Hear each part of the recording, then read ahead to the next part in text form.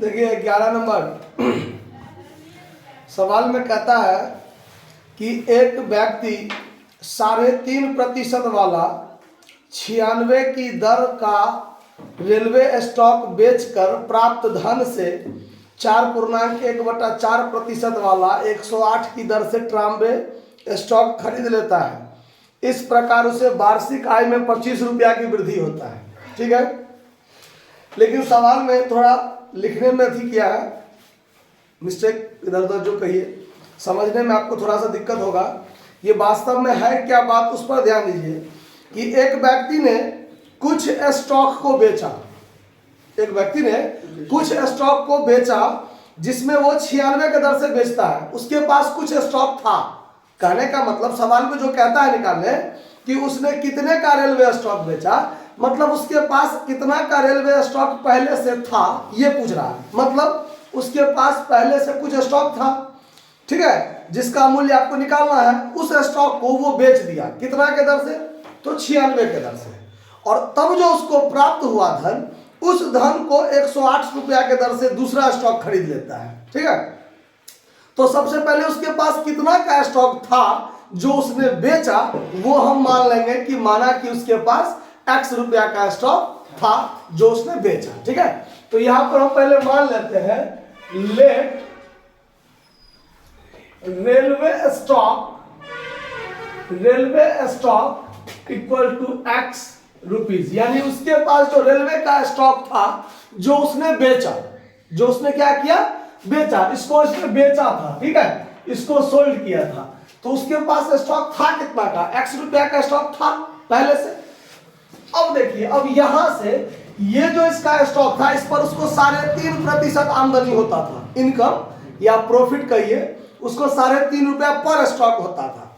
तो ये तो x रुपया का उसके पास स्टॉक था, हम पर स्टॉक पर 3.5% आमदनी होता है, तो उसके पास नंबर ऑफ स्टॉक कितना पहले यह देख लेते हैं। ठीक है, तो देखिए क्या करेंगे हम लोग, यहां लिखेंगे रेट जो होता है वास्तव में वो 100 रुपया का होता है। कितना का होता है, 100 रुपया का होता है।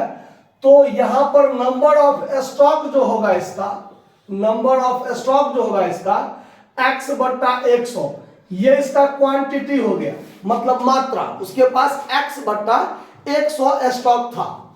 अब उस पर उसको प्रॉफिट जो होता था, इनकम, वो होता था 3.5%, मतलब 3.5 रुपया पर स्टॉक। ठीक है, तो उसका जो इनकम होगा वास्तव में टोटल प्रॉफिट जो होगा, उसका टोटल प्रॉफिट वो कितना, तो एक स्टॉक पर 3.5 रुपया, तो उसके पास स्टॉक कितना है, x/100, तो x/100 गुने 3.5, मतलब दशमलव हटा तो यहां पर क्या हो जाएगा, 10। अब यहां पर आप काट दीजिए, अगर तो यहां पर काट दीजिए तो 5 7 और 5 दूना, अब नहीं कटने वाला है, तो 7x बट्टा कितना, 200। उसके पास टोटल इनकम कितना हो रहा है, 7x बट्टा 200 रुपया उसको पहले से, यानी उसके पास जो पहले से स्टॉक था, तो इतना रुपया उसको आमदनी होता था। ठीक है, अब उसने क्या किया, तो ये जो इसका नंबर ऑफ स्टॉक है, इस स्टॉक को उसने बेच दिया। इस स्टॉक को उसने क्या किया, कितना के दर से बेचा, तो 96 रुपया पर स्टॉक के दर से बेचा। तो यहां पर सेल्स प्राइस देखिए कितना होगा, सेल्स प्राइस जो होगा x/100 स्टॉक था और 96 रुपया के दर से बेचा, तो उसको बेचने पर जो प्राप्त धन होगा, वो धन कितना प्राप्त होगा, तो धन प्राप्त होगा 96x/100 रुपया। ये सेल्स प्राइस हुआ ना, टोटल सेल्स प्राइस कितना, टोटल सेल्स प्राइस। जबकि यहां पर एक ना हमने लिखा नहीं, लिख देते हैं, यहां पर लिख दीजिए कि सेल्स प्राइस जो है पर स्टॉक 96 रुपया है, पर स्टॉक कितना है, 96 रुपया, और उसके पास नंबर ऑफ स्टॉक है x/100, तो 96 रुपया के दर से 96x/100, इतना उसको बिक्री होकर प्राप्त होगा ना। अच्छा, अब ये जो बिक्री होकर प्राप्त हुआ है, इस रुपया से उसने नया स्टॉक खरीदा, इस रुपया से नया स्टॉक खरीदा। कितना रुपया वाला स्टॉक खरीदा? तो 108 रुपया वाला स्टॉक खरीदा। तो नंबर ऑफ स्टॉक कितना, ये कैसे निकालेंगे? तो जितना रुपया हमने इन्वेस्ट किया और पर स्टॉक में कितना इन्वेस्ट किया, 108, तो इसमें 108 से क्या करेंगे, भाग देंगे, तो नंबर ऑफ स्टॉक मिलेगा ना हमको। अब देखिए, अब यहां पर लिखते हैं purchase of Trombay, Trombay stock. अब ट्रॉम्बे स्टॉक का खरीदा है ना, ट्रॉम्बे स्टॉक, ठीक है। अब यहां पर हम नंबर निकाल रहे हैं, यानी नंबर कहिए चाहे क्वांटिटी कहिए, क्वांटिटी कहिए, ठीक है। तो क्वांटिटी कितना, तो 96x बट्टा 100 रुपया लगाया और इसमें भाग दीजिएगा कितना से, 108 से। क्या दीजिएगा, इतना रुपया का स्टॉक खरीदा और 108 रुपया वाला स्टॉक खरीदा, तो नंबर ऑफ स्टॉक कितना होगा, यानी क्वांटिटी कितना होगा, तो इतना में इतना से क्या कीजिएगा, भाग दीजिएगा। तो भाग दीजिएगा, तो यहां पर अगर हम एक ही बार में कर दें तो 1/108 से गुना हो जाएगा कि नहीं हो जाएगा, यहां गुना 1/108 क्या कर दीजिए, कर दीजिए, ज्यादा परेशानी नहीं होगा। अब क्या कीजिए, तो अब इसको आप अगर काटिएगा तो 12 9 में 108, अब 12 8 96 कट गया। 4 से काट दीजिए तो 4 दूनी और 4 से काटिए तो 25, यानी 2x बट्टा 25 नंबे 225, इतना स्टॉक आप खरीदिएगा। कितना स्टॉक खरीदिएगा, 2x बट्टा 225, ये नंबर ऑफ स्टॉक होगा। अब देखिए profit on new stock, new stock जो आपने खरीदा ट्रॉम्बे वाला, उसमें आपको 4.5%, कितना प्रॉफिट हो रहा है, 4.1/4, 4.1/4%, तो 4 चौक 16, 1 17/4%, मतलब 17/4 रुपया पर स्टॉक होगा ना आमदनी।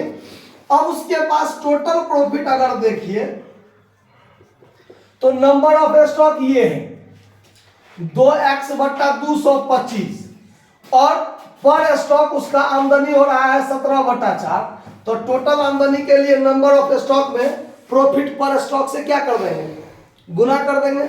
गुना कर दीजिए, 2 दूनी 4 कट गया, तो बच गया 17x बट्टा 225 दूनी 450, 450, इतना रुपया होगा आमदनी। अब देखिए प्रश्न कहता है कि उसका जो पहले वाला आमदनी था और बाद वाला जो आमदनी है, तो बाद वाला आमदनी जो है पहले वाले आमदनी से 25 रुपया अधिक है ना प्रश्न, कि पहले जो उसको आमदनी होता था अब उसको 25 रुपया ज्यादा वार्षिक आय प्राप्त होता है, ठीक है। तो यानी ये वाला आमदनी 25 रुपया क्या है, ज्यादा है, किससे, तो पहले वाला जो आमदनी था उससे। तो अब यहां पर करेंगे हम लोग अकॉर्डिंग टू क्वेश्चन, बाद वाला आमदनी जो 17x बट्टा 450 है, ये ज्यादा है पहले वाले आमदनी से, तो पहले वाला आमदनी है 7x बट्टा कितना 200, बराबर कितना अधिक है, 25 रुपया। अब इसका भिन्न घटाव कीजिए, अब इसका भिन्न घटाव अगर कीजिएगा तो इस दोनों का एलसीएम कीजिए, तो एलसीएम अगर निकालिएगा तो देखिए 450 और 200 का एलसीएम कीजिए, तो सीधे लगा दीजिए आप, मान लीजिए 10 से हम लगा देते हैं, तब 45 और 20, फिर 5 से लगा दीजिए, तब 5 9 और 5 चौका, तो अब कितना हो गया, 9 5 45 और गुने 40, मतलब 4 चौक 16 और 2 18, 1800 रुपया एलसीएम कितना हो जाएगा। अब यहां पर एलसीएम हो गया 1800, तो 1800 में 450 से भाग दीजिएगा तो 4, और 4 को इससे गुना कितना, 17 चौका 68 माइनस, अब ये हो गया कितना, 9 मरतबे कटेगा और 9 7 63, तो 63x हो जाएगा, बराबर कितना 25। अब इसमें से ये घटेगा तब 5x, 5x बराबर इस दोनों को गुना कर दीजिएगा, तो 25 गुने कितना 1800। अब x बराबर निकालिए, तो 25 गुने 1800, अब भागा में क्या कर दीजिए 5, तो 25 कट जाएगा, यानी x बराबर 1800 पंचे 9000। यानी उसने जो स्टॉक बेचा था वो रेलवे का स्टॉक बेचा था जिसका वैल्यू x था, यानी सवाल में कह रहा है कि उसने कितना का स्टॉक क्या किया, बेच दिया। तो उसने 9000 का स्टॉक जो उसके पास पहले से था उसको उसने क्या किया था, बेचा था। तो ये आपका क्या हो गया आंसर। समझ में आया बात, नोट कर लीजिए।